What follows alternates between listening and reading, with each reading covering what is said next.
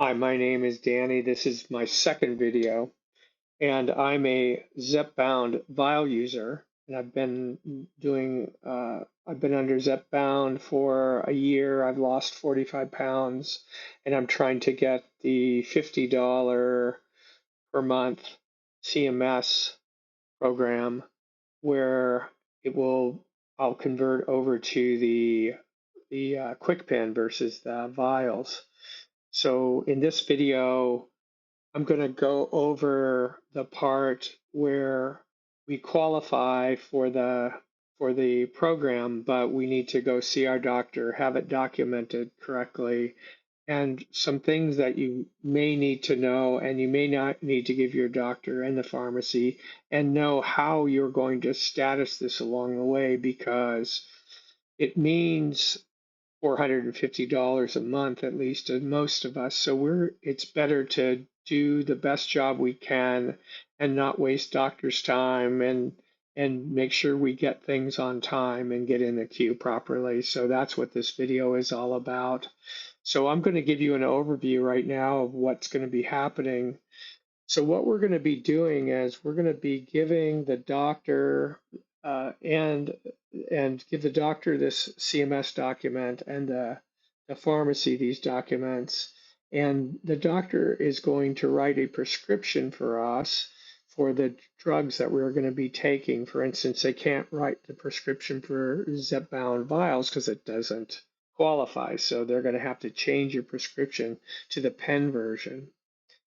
And then hopefully the doctor will have their own pharmacy, but if they don't, like for instance, Kaiser has their own pharmacy, but if they don't, say you have Walgreens as your pharmacy and the doctor doesn't have their own pharmacy, then you're going to have to give this over to another pharmacist.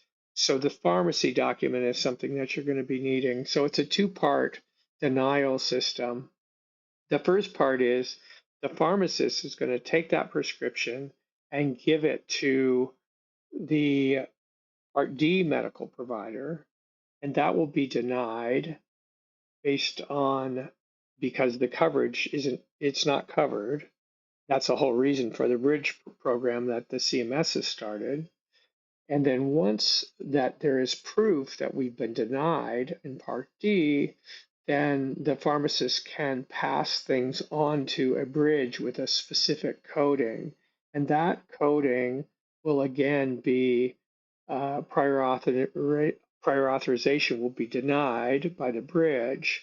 And that will set up a message that goes to the doctor, and the doctor will then enter your information that you're pre-diabetes and that perhaps your BMI is at the correct limit, and that will basically just sit in a queue until July 1st.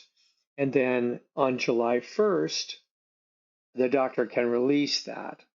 So let's go over a few of these documents. You're going to need to have this document here for prescribers to give your doctor, and that is going to give very specific things that the doctor that you're going to have to meet to get the test, which I think you've already probably seen other videos, the exact drugs that are qualify, and then what they need to put into the prescription and what diagnosis they need to attach to the prescription.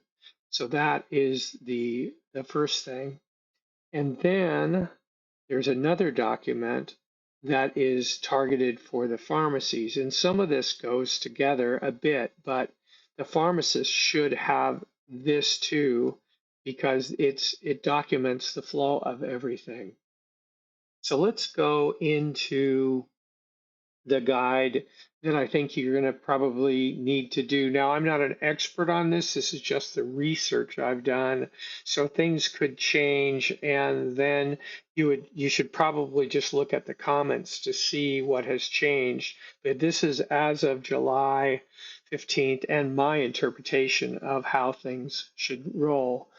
So the essential documents I've already showed you those two documents. And that's these two documents you're going to have to bring with you to the appointment. And then the doctor's job is to code this E66 uh, diagnosis, and then also um, fill out this in the text box. They need to indicate this, and this is called out in those two documents that I gave you. So um, the doctor is then the next step is it goes to the doctor is going to send this to the pharmacy, and probably if your doctor has a pharmacy, then probably send it to the doctor's pharmacy, and then you could change it later. But otherwise, it's going to go to whatever pharmacist that you want, Walgreens or whatever. So basically, then, for instance, if you have WellCare, the pharmacist is going to send the Part D uh, request for authorization to your Part D provider. And then that is going to get a rejection.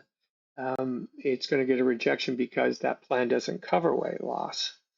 So then, after that, the pharmacist is going to submit that same request for a prescription that the doctor did over to the bridge.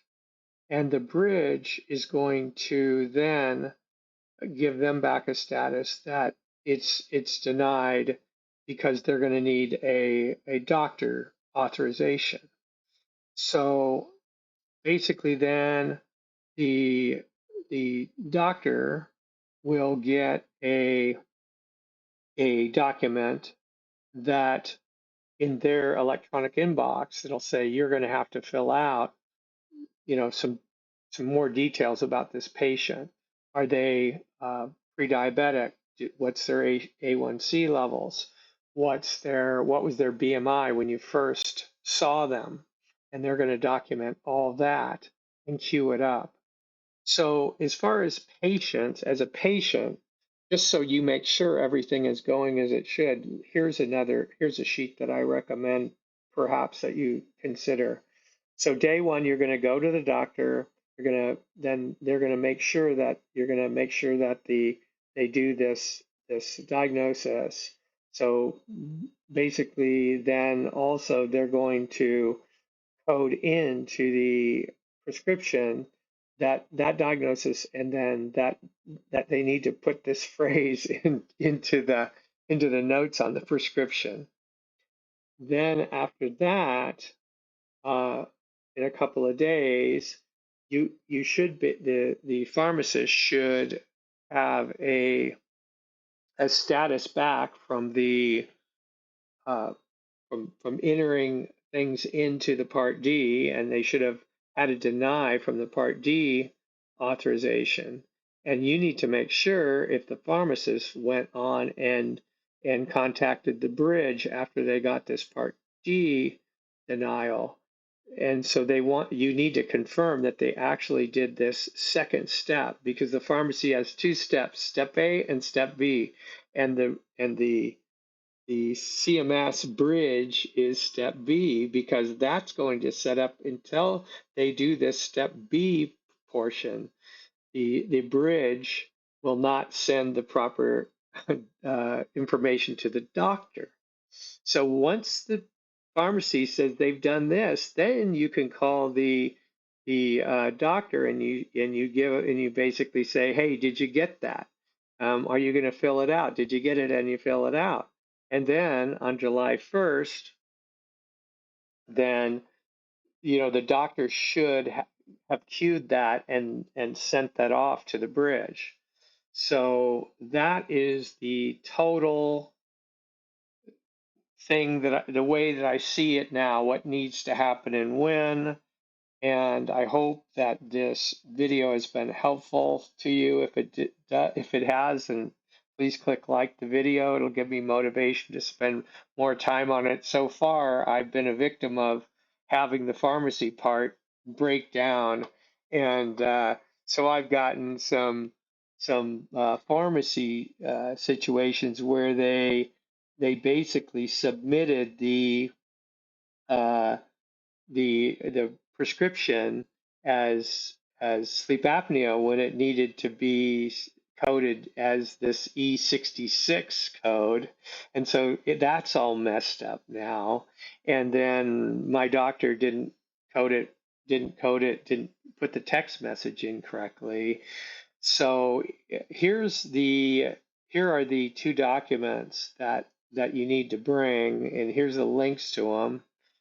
Anyway, good luck on your journey. I may also present new videos on this as I go along, and hopefully this will just go a lot better for you, and you'll have a easier time than I have had so far. Anyway, see you on the next video.